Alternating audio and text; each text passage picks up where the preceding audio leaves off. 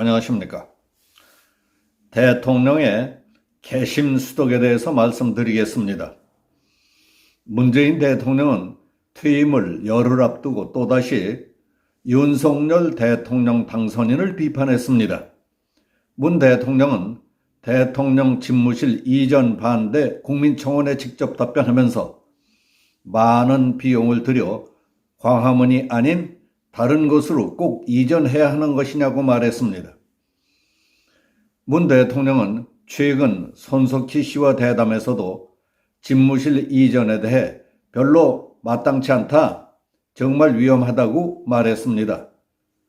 퇴임 직전에 대통령이 후임자를 직접적, 반복적으로 비판한 것은 이례적인 일입니다.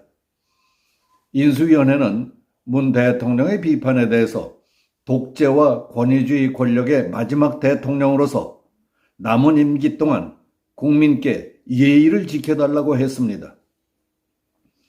문 대통령은 이전한다 해도 국방부 청사가 가장 적절한 것인지, 안보가 엄중해지는 시기에 국방부와 합참, 외교부 장관, 공관 등을 연쇄 이전시키는 방식으로 추진하는 것이 맞는지 의문이라면서 국가의 100년 대계를 토론 없이 밀어붙이면서 소통을 위한 것이라고 하다니 무척 모순적으로 느껴진다고 했습니다. 문 대통령은 윤 당선인의 집무실 이전을 안보 공백 이유를 들어서 반대하다가 윤 당선인과 직접 만난 뒤에 그제서야 뒤늦게 예산을 처리해 줬습니다. 인수위원회 청와대 이전 TF는 문 대통령의 광화문 시대 공약 불이행을 지적하며 문 대통령은 본인이 파기한 청와대 개방 약속을 실천하는 윤석열 당선인의 노력을 돕기 위한 방안을 함께 모색하는 것이 마지막 도리라며 편가르기를 위한 반대로 대통령으로서의 품위를 저버리지 말았으면 좋겠다고 했습니다.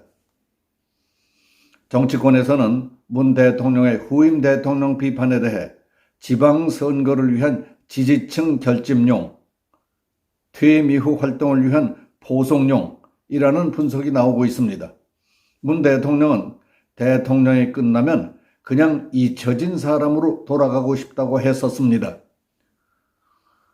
나는 조선일보에서 이 기사를 읽으면서 대통령이 국민청원에 답한다는 형식으로 한 말이라고는 하지만은 임기를 마치고 떠나야 할 대통령 입장에서 왜 저런 말을 했을까 하는 생각이 들었습니다.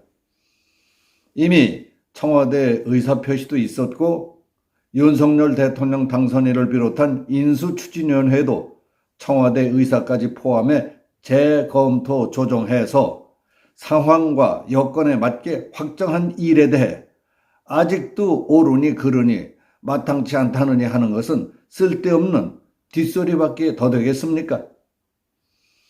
물러나는 대통령이나 취임하는 대통령, 국가와 국민 누구에게도 아무 도움도 안 되고 지금은 참고할 수도 없는 하나마나한 얘기를 한다는 것은 상대방을 헐뜯겠다는 것밖에 안 되겠습니다. 대통령까지 한 국가의 어른이 이게 할 일입니까? 그렇진 않습니다. 문 대통령도 5년 전 취임식 제1성으로 국민 앞에 선언한 것이 지금의 청와대에서 나와 광화문 대통령 시대를 열겠다. 대통령의 제왕적 권력을 최대한 나누겠다고 약속하지 않았습니까? 그때는 이전 비용도 안 들고 안보 위협도 전혀 없었습니까? 그건 모순 아닙니까?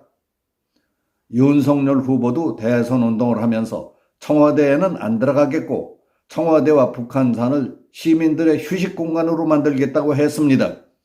솔직히 말하면 문 대통령은 광화문 대통령 시대를 열겠다던 1호 공약도 지키지 못했습니다.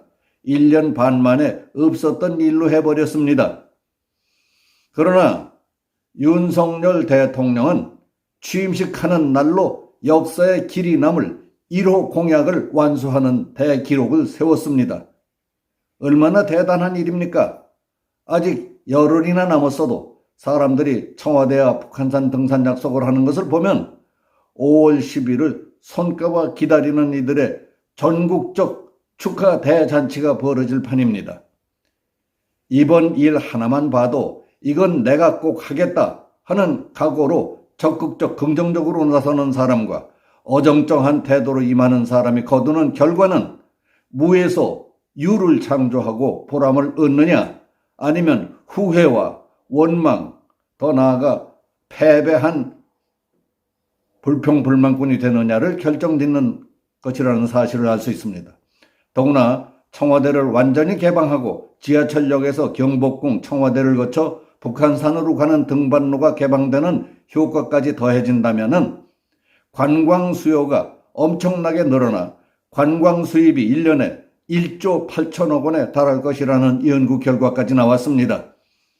한국경제연구원이 부산대학교 김현석 교수에게 의뢰한 보고서에 따르면 관광 수입이 매년 1조 8천억 원, 사회적 자본 증가로 GDP 증가 효과가 1조 2천억 원 등으로 3조 3천억 원에 달할 것으로 추정된답니다. 문 대통령은 이전한다 해도 국방부 청사가 적절한 곳인지, 안보가 엄중한 때 국방부 합참, 외교부 장관 공관 등을 연쇄 이전시켜도 되는지 의문이다. 국가의 100년 대계를 토론 없이 밀어붙이면서 소통을 위한 것이라고 하다니 모순 아니냐고 했습니다. 이에 대해 국방부 장관, 합참의장, 각군 참모총장, 한미연합사 부사령관 등 군 순회급 지휘부에 근무하던 각군 장성 출신 천여 명은 군은 유사시를 대비해 단 1초의 지휘 공백도 없도록 하는 것이 기본 원칙이라며 안보 공백이란 있을 수 없다는 성명까지 냈습니다. 대통령이 집무실을 옮기는 문제와 관련해 국가 100년 대계를 토론도 없이 밀어붙인다는 것은 모순이라고 지적한 것과 관련해서 묻고 싶은 게 있습니다. 문 대통령은 1,000조 원의 경제적 손실과 수백 명의 원자력 고급 인력의 해외 유출, 그리고 세계에서 가장 경쟁력 있는 우리의 먹거리인 탈원전 정책, 그야말로 국가의 100년, 1000년 대계를 누구와 토론하고 결정했습니까? 그리고 2018년 제1차 남북정상회담 때 북한의 원전 발전소 설립을 지원해 주겠다는 문건과 중요한 기밀까지 넘겼다는 USB를 적장인 김정은에게 넘겨주기 전에 누구와 상의하고 누구와 토론했습니까? 김정은은 2019년 2월 하노이 미북 정상회담 결론 후인 4월에 최고인민회의 시정연설에서 문 대통령을 향해 오지랖 넓은 중재자, 촉진자 행세를 하지 말라고 경고했습니다. 그 후 북한 매체들은 문 대통령을 삶은 소대가리니, 겁먹은 개니 하는 등의 거친 표현으로 비난했다고 소개됐습니다. 김정은은 문 대통령의 과도한 관심을 보이는 것이 싫다지 않습니까? 오죽 신경이 쓰이고 싫었으면 미국 대통령에게 직접 편지를 써서 문 대통령은 빼놓고 둘이서만 만나자고 했겠습니까? 보도에 따르면 문 대통령은 퇴임한 뒤에 경남 양산 사저로 함께 내려갈 청와대 참모진으로 기획비서관, 부대변인, 연설비서관 등을 내정했다고 합니다.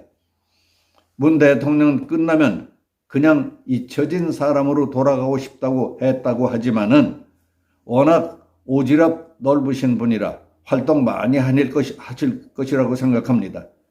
그러나 험한 세상에서 온갖 오물과 오욕으로 더럽혀진 몸과 마음을 있는 듯 없는 듯 잊혀진 사람처럼 개심수독하며 세상을 관조하시는 것이 더 좋을 것 같다 하는 생각이 듭니다. 여기서 마치겠습니다. 감사합니다.